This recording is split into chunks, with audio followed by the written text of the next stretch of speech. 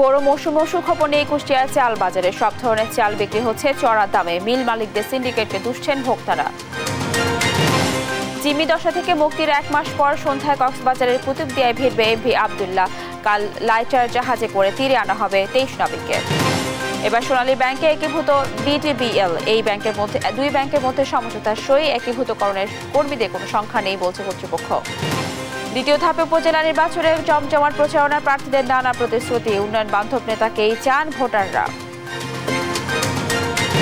এবং চতুর্থ ধাপে ভারতের 96টি আসনে চলছে লোকসভা নির্বাচনের ভোট। নির্ধারণ হবে 1717 প্রার্থীর ভাগ্য।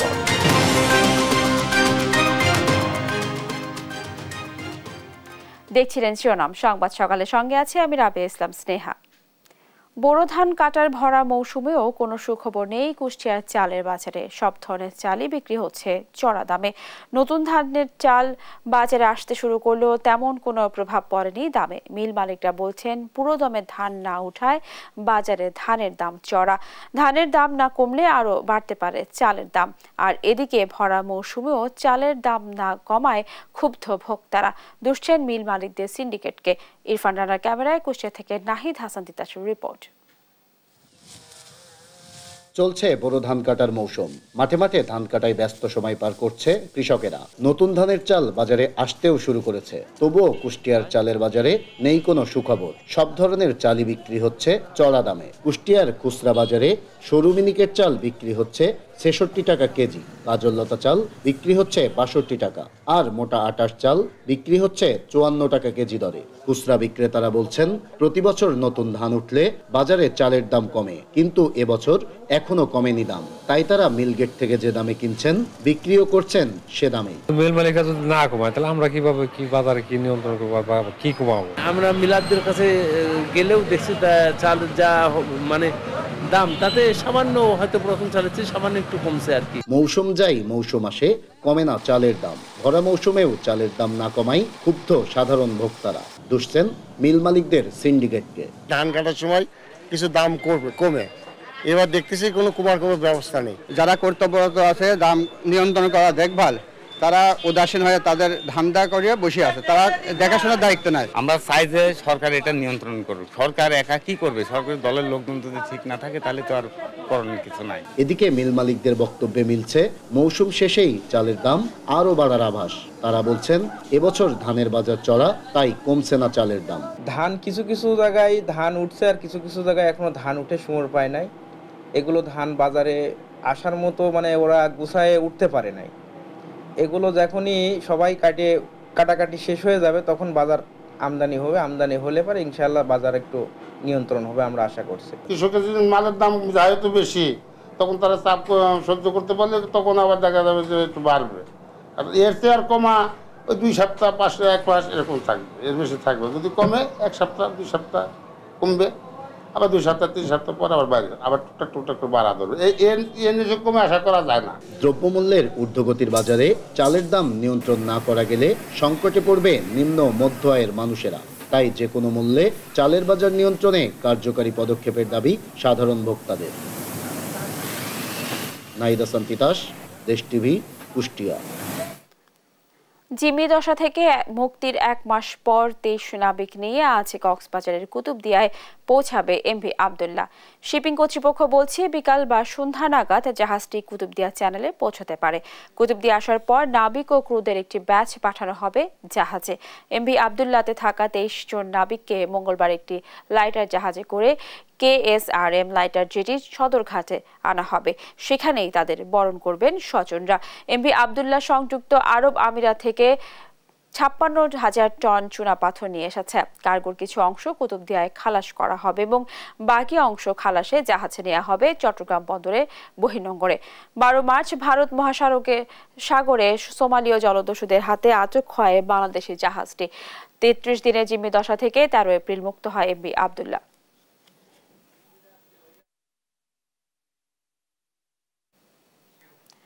অনিচ্ছা সত্ত্বেও কেন্দ্রীয় ব্যাংকের চাপিয়ে দেওয়া সিদ্ধান্তে রাষ্ট্রায়ত্ত সোনালী ব্যাংকের সঙ্গে একীভূত হওয়ার সমঝোতা স্মারক সই করেছে রাষ্ট্র পরিচালিত আরেক প্রতিষ্ঠান বাংলাদেশ ডেভেলপমেন্ট ব্যাংক PLC। রোববার বাংলাদেশ ব্যাংকে দুই ব্যাংকের মধ্যে এমওইউ সই হয়। চুক্তিতে সই করেন সোনালী ব্যাংকের এমডি আফজাল করিম ও বিডিবিএল এর এমডি হাবিবুর রহমান গাজী। এ সময় বাংলাদেশ ব্যাংকের গভর্নর আব্দুর রউফ তালুকদার উপস্থিত ছিলেন। এই বিষয়ে নিশ্চিত করে সোনালী ব্যাংকের এমডি আফজাল করিম দেশ টিভিকে বলেন, একীভূতকরণের কারণে বিডিবিএল ব্যাংকের কর্মীদের শঙ্কার কোনো কারণ নেই, বরং ব্যাংকটি আরও সবল হবে। এমওইউ সইয়ের ফলে অডিট ফার্ম নিয়োগ নিয়ে পরবর্তী কার্যক্রম শুরু করবে বাংলাদেশ ব্যাংক।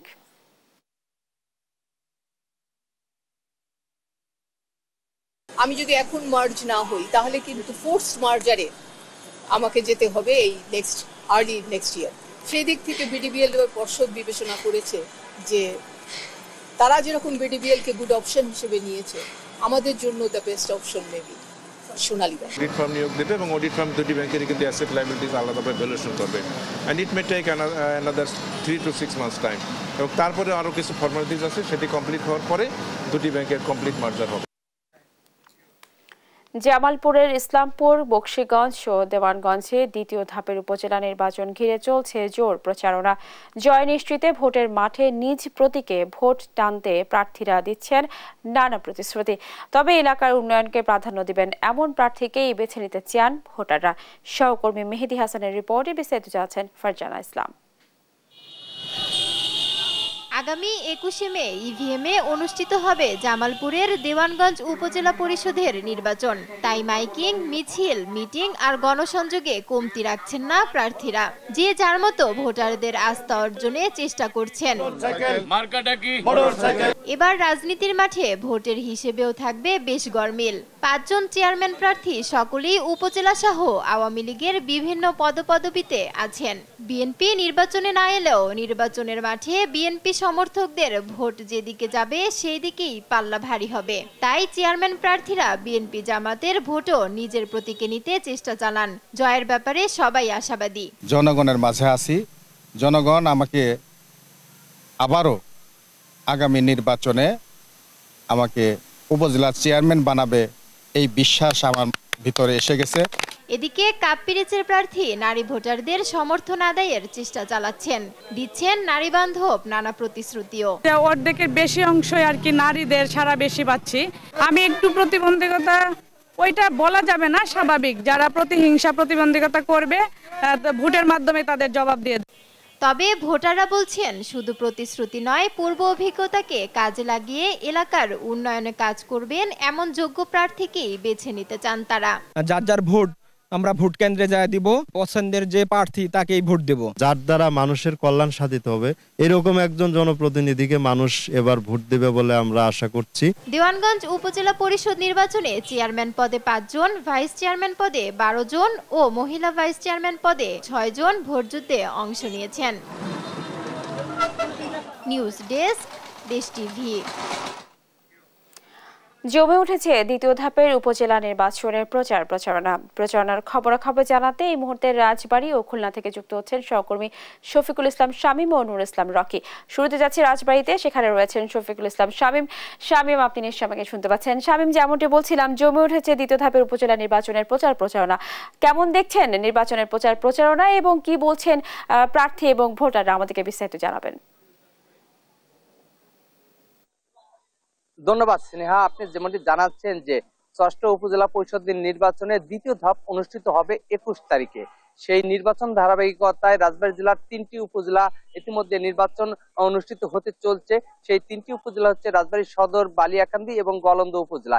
এই 3টি উপজেলার যারা প্রার্থী রয়েছেন তারা সকাল থেকে মধ্যরাত পর্যন্ত ভোটারের কাছে যাচ্ছেন ভোট প্রার্থনা করতে এবং বিভিন্ন প্রকার প্রতিশ্রুতি দিয়ে যাচ্ছে। কিন্তু তারা সকাল থেকে যে ভোটারের কাছে যাওয়ার চেষ্টা করছেন এবং প্রতিপক্ষ ভোটারের কিন্তু বিপক্ষ তারা অনেক সময় কথা বলছেন। পাশাপাশি কিন্তু ভোটারের কাছ থেকে ভোট প্রার্থনা করতে গিয়ে তারা কিন্তু বিভিন্ন প্রকার প্রতিশ্রুতি দিচ্ছেন যে নির্বাচিত হতে পারলে কি হবে কি না পারবে, এই বিষয়টি কিন্তু তারা প্রতিটি সময় কিন্তু দিয়ে আসছেন।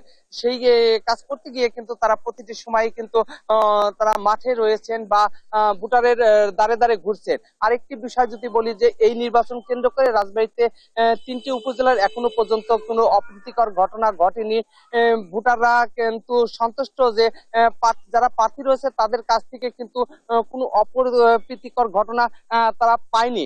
তারা সুষ্ঠু সুন্দরভাবে এখনো পর্যন্ত নির্বাচন চলছে। তবে আরেকটি বিষয় যদি বলি যে যারা প্রার্থী রয়েছে তারা কিন্তু ইতিমধ্যে কিন্তু নির্বাচনী যে আইন আছে সেই আইন কিন্তু লঙ্ঘন করে কিন্তু তারা বিভিন্ন উন্নয়নমূলক কাজেও কিন্তু অংশগ্রহণ করছেন, বা যারা রিটার্নিং কর্মকর্তা রয়েছেন, স্কুলের যারা শিক্ষক রয়েছেন তাদের সাথেও কিন্তু সভা সেমিনার করে যাচ্ছেন, যে নির্বাচনে তাদের কাছে ভোট প্রার্থনা করছেন। সব মিলে বলা যায় যে রাজবাড়ী জেলায় পাংশা, রাজবাড়ী জেলায় বালিয়াকান্দি, রাজবাড়ী সদর ও গলন্দ উপজেলায় দ্বিতীয় ধাপের নির্বাচন অনুষ্ঠিত হবে। এই নির্বাচন কেন্দ্র করে প্রার্থীরা মাঠে রয়েছেন সকাল থেকে মধ্যরাত পর্যন্ত। তো এই ছিল রাজবাড়ী জেলার নির্বাচনের সর্বশেষ সংবাদ। এখন আমি চলে যাচ্ছি খুলনা। আমার আরেক সহকর্মী রয়েছেন খুলনার সংবাদ জানাতে রকি। রকি, জানাবেন আপনি খুলনার কি পরিবেশ পরিস্থিতি নির্বাচনের? ধন্যবাদ রাজীব। আমি এই মুহূর্তে আছি খুলনা জেলার ফুলতলা উপজেলার জামিরা ইউনিয়ন, যেটা আসলে কিন্তু খুলনা সদর থেকে প্রায় 40 কিলোমিটার ভিতরের একটি ইউনিয়ন এবং একটি প্রত্যন্ত অঞ্চলের একটি ইউনিয়ন। এই ইউনিয়নটা আসলে আমরা সকাল থেকে এখানে নির্বাচনের যে আবহাওয়া সেটা দেখে বোঝার চেষ্টা করেছি। আমরা একাধিক ভোটারদের সাথে কথা বলেছি, একাধিক প্রার্থীর সাথে কথা বলেছি। তারা যেটি আমাদেরকে জানিয়েছে যে একটি সুষ্ঠু ভোট সবার প্রত্যাশা। প্রার্থী এবং ভোটার তারা একটি সুষ্ঠু ভোট চায়, দলমত নির্বিশেষে ভোটার উপস্থিতি যেন ভালো থাকে, এই বিষয়ে কিন্তু তারা আসলে কাজ করে চলছে। আমি একটু আপনাকে বলে রাখি যে খুলনার যে ফুলতলা যে উপজেলাটি আছে, এই উপজেলায় কিন্তু চেয়ারম্যান পদে 3 জন প্রার্থী প্রতিদ্বন্দ্বিতা করছে এবং এর মধ্যে একজন মাত্র মহিলা আছে, তার নাম হচ্ছে বিলকিস আক্তার ধারা। ইনি কিন্তু খুলনার যে 21 তারিখে যে 3টি উপজেলা নির্বাচন হবে একমাত্র মহিলা চেয়ারম্যান প্রার্থী। আর আমি একটু বলে রাখি এখানে ভাইস চেয়ারম্যান পদেও পুরুষে 3 জন এবং মহিলা ভাইস চেয়ারম্যান পদেও 3 জন প্রার্থী আছে। প্রার্থীদের সাথে কথা বলে যেটা জেনেছি যে তারা নির্বিঘ্নে ভোটের প্রচার প্রচারণা করছে, কোনো ধরনের কোনো বাধা তারা সম্মুখীন হচ্ছে না। ভোটাররা আমাদেরকে জানিয়েছে যে অনেক সময় তাদেরকে বিভিন্নভাবে প্রভাবিত করার চেষ্টা করা হলেও তারা সাথে সাথে প্রশাসনকে জানাচ্ছে। আরেকটি বিষয় কিন্তু এখানে জানতে পেরেছি যে বিএনপি নির্বাচনে না গেলেও এই উপজেলায় কিন্তু আমরা বিএনপির প্রার্থীকে পেয়েছি, তারা নির্বাচনে সক্রিয়ভাবে কাজ করছে। এই ঘটনায় কিন্তু খুলনা জেলা বিএনপি নেতৃবৃন্দ কিন্তু তাদেরকে বহিষ্কার করার পরেও তারা তাদের নির্বাচনে কাজ করছে। আমরা এখানকার একজন সাধারণ ভোটার, তার সাথে একটু কথা বলতে চাই যে আসলে কেমন ভোট তারা প্রত্যাশা করছে, একটু আমাদের জানাবেন। ধন্যবাদ। এখানে দীর্ঘদিন ধরে যে এটা চলে আসছে সেটি হচ্ছে যে অবাধ, সুষ্ঠু এবং নিরপেক্ষ নির্বাচন। এই দাবিতেই একদিকে যেমন একটি বড় অংশ, জনগণের একটা বড় অংশ ভোট দিতে আছে বিমুখ, অন্যদিকে সুষ্ঠু ভোট হবে এমন প্রত্যাশা নিয়েই এবং এমন প্রতিশ্রুতি দিচ্ছে বারবার বিভিন্ন দলের, রাজনৈতিক দলের নেতা এবং আছে সর্বোপরি গত পরশুদিনও নির্বাচন কমিশনে এসে উনিও এটাই করে গেলেন, এই প্রতিশ্রুতি দিয়ে গেলেন যে এখানে অবাধ, সুষ্ঠু এবং নিরপেক্ষ নির্বাচন হবে। এখন শুধু দর্শক, আপনারা যেটা শুনলেন যে এখানকার ভোটার আমাদের জানিয়েছে যে গত পরশুদিন নির্বাচন কমিশনার কিন্তু এই উপজেলায় এসেছিল এবং তিনি প্রতিশ্রুতি দিয়ে গেছে সুষ্ঠু ভোট হবে। এখানকার ভোটারদের প্রত্যাশা যে সুষ্ঠু ভোট হবে। প্রার্থীরাও মনে করছে যে দলমত নির্বিশেষে, যেহেতু বিএনপির প্রার্থীও আছে এখানে, আওয়ামী লীগের প্রার্থীও আছে, তারা কিন্তু দলমত নির্বিশেষে একটি সুষ্ঠু ভোট আগামী 21শে মে অনুষ্ঠিত হবে বলে তারা প্রত্যাশা করছে। স্নেহা, খুলনার ফুলতলা জামিরা ইউনিয়ন থেকে এটা ছিল নির্বাচনের সর্বশেষ খবর। শামীম এবং রকি, ধন্যবাদ জানাচ্ছি আমাদের সাথে যুক্ত হওয়ার জন্য। দর্শক, শুনছিলাম দ্বিতীয় ধাপের উপজেলা নির্বাচনের প্রচার প্রচারণার সর্বশেষ খবর। তুচ্ছ ঘটনার জেরে স্থানীয়দের সঙ্গে সংঘর্ষে বরিশাল বিশ্ববিদ্যালয়ের অন্তত 10 শিক্ষার্থী আহত হয়েছে। এদের মধ্যে 3 জনের অবস্থা গুরুতর। প্রত্যক্ষদর্শীরা জানায় মুরব্বীদের সামনে ধূমপান করায় বিশ্ববিদ্যালয়ের এক শিক্ষার্থীকে আটকে রাখে স্থানীয়রা। এ খবর ক্যাম্পাসে ছড়িয়ে পড়লে রবিবার রাত 10:30টার দিকে নগরের বাংলাবাজার এলাকার রিফিউজি কলোনিতে যায় তার সহপাঠীরা। এ সময় বাকবিতণ্ডার জোরে এক পর্যায়ে স্থানীয়রা শিক্ষার্থীদের উপর ধারালো অস্ত্র দিয়ে হামলা চালায়। পরে পুলিশ এসে পরিস্থিতি নিয়ন্ত্রণে আনে। আহতদের বরিশাল শেরে বাংলা মেডিকেল কলেজ হাসপাতালে ভর্তি করা হয়েছে।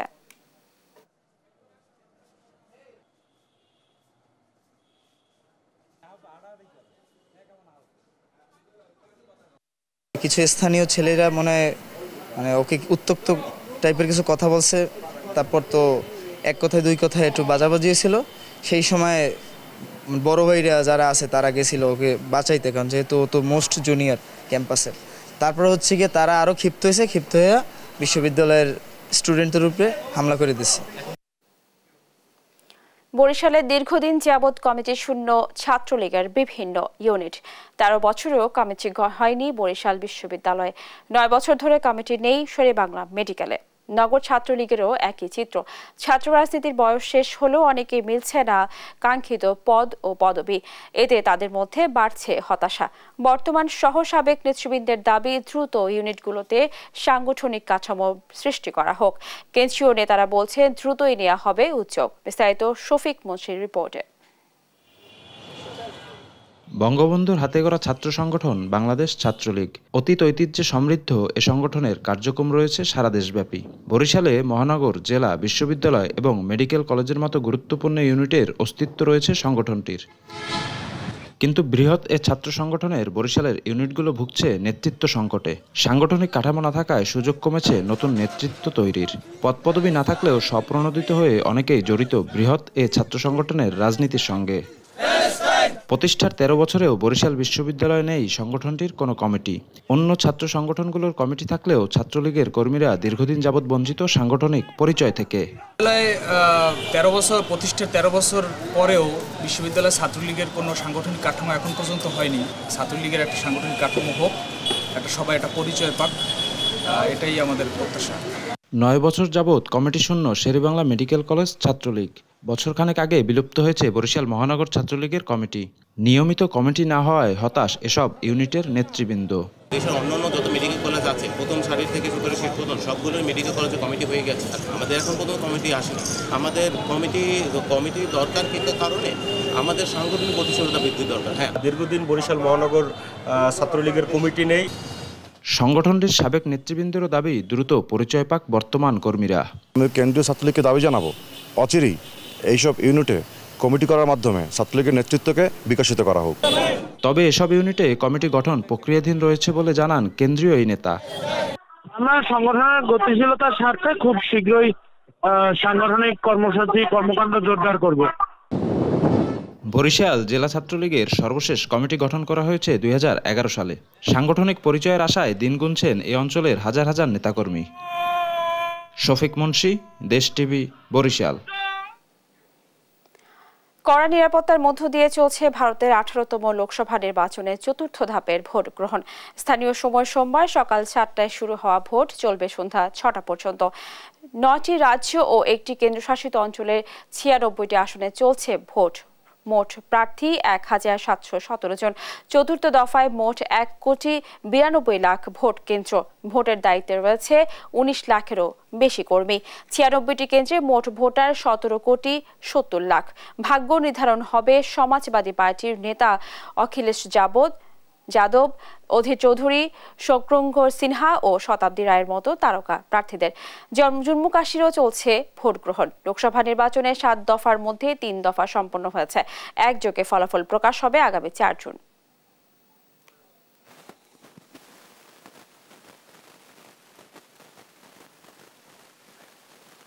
দেখছেন সংবাদ সকাল। বাংলাদেশের কমিউনিস্ট পার্টির উপদেষ্টা হায়দার আকবর খান রনর মরদেহ সর্বস্তরে শ্রদ্ধা নিবেদনের জন্য নেওয়া হবে কেন্দ্রীয় শহীদ মিনারে। সোমবার সকাল 10টায় হায়দার আকবর খান রনর মরদেহ প্রথমে রাজধানীর পল্টনে দলের কেন্দ্রীয় কার্যালয়ে মুক্তি ভবনে আনা হবে। সেখানে দলের পক্ষ থেকে তার প্রতি শ্রদ্ধা নিবেদন করা হবে এবং বেলা 11:30টায় তাকে গার্ড অফ অনার দেয়া হবে। মুক্তি ভবনে শ্রদ্ধা নিবেদন শেষে শোক র্যালি নিয়ে আকবর খান রনর মরদেহ নেওয়া হবে কেন্দ্রীয় শহীদ মিনারে। বেলা 1:30টায় ঢাকা বিশ্ববিদ্যালয়ের কেন্দ্রীয় মসজিদে অনুষ্ঠিত হবে জানাজা শেষে তাকে বনানী কবরস্থানে দাফন করা হবে।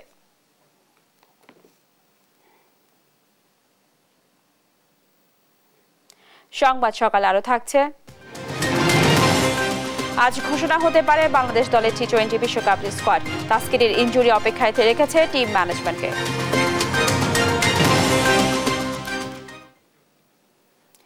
কোরবানি ঈদ সামনে রেখে শরীয়তপুরে গরু মোটা তাজাকরণে ব্যস্ত খামারিরা। অবৈধ পথে ভারত থেকে গরু আমদানি না হলে এবার লাভবান হওয়ার আশা তাদের। তবে গোখাদ্যের দাম ও অন্যান্য খরচ বেড়ে যাওয়ায় ন্যায্য মূল্য না পেলে লোকসানের আশঙ্কা তাদের। সহকর্মী রোমান আকুন্দের তথ্য ছবিতে ফারজান ইসলামের ডেস্ক রিপোর্ট। দেশীয় গরুর ব্যাপক চাহিদা থাকায় ঈদ সামনে রেখে শরীয়তপুরের ৬ উপজেলায় ছোট বড় খামারের পাশাপাশি গরু লালন পালন করছেন অনেক কৃষক। ঈদ ঘনিয়ে আসায় ব্যস্ততার শেষ নেই তাদের। বেশি লাভের আশায় পরম যত্নে ক্ষতিকর ইনজেকশন ও ট্যাবলেট ব্যবহার না করে দেশীয় সবুজ ঘাস ও খড়ের পাশাপাশি খোল, ছোলা ও ভুসি খাওয়ানোর মাধ্যমে গরু লালন পালন করছেন তারা। ন্যায্য দাম পেতে ভারতীয় গরু আমদানি বন্ধের দাবি জানান তারা। প্রত্যেকটা গরু প্রাকৃতিকভাবে লালন পালন করা হয়। মালিকের পর্যাপ্ত জমি আছে, জমি থেকে আমরা ঘাস সংগ্রহ করে গরুকে ঘাস খাওয়াই।